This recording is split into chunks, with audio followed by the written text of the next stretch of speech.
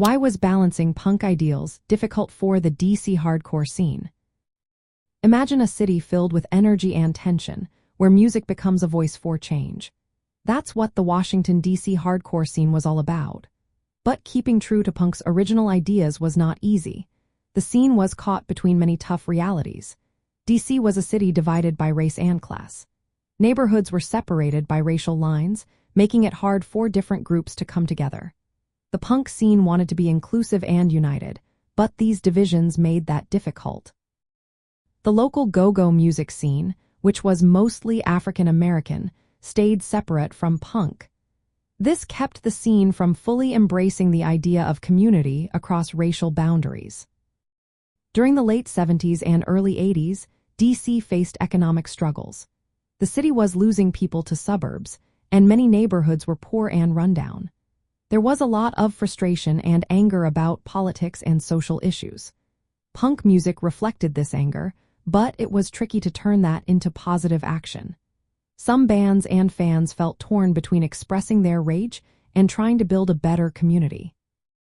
They wanted to stay true to punk's anti-establishment roots, but also wanted to help their neighborhoods. The hardcore scene was changing fast. Bands like Minor Threat and Bad Brains pushed punk music into new directions. They brought new ideas, like the straight edge movement, which promoted abstaining from drugs and alcohol. While these ideas aligned with punk's rebellious spirit, they also caused disagreements within the scene.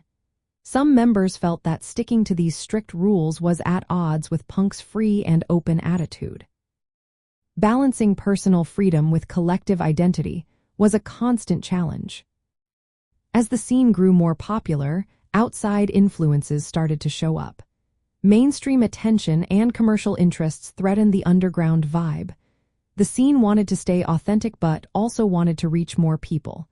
Finding that balance was tough. They didn't want to lose what made them special, but they also didn't want to be ignored. All these factors made it hard for the DC hardcore scene to stay true to punk ideals. Racial and cultural divides, economic hardship, evolving ideas, and the pressure of fame all played a part. The scene was always navigating these issues, trying to keep its spirit alive while facing real-world obstacles. That's what made balancing punk ideals in Washington, D.C. so complex and interesting.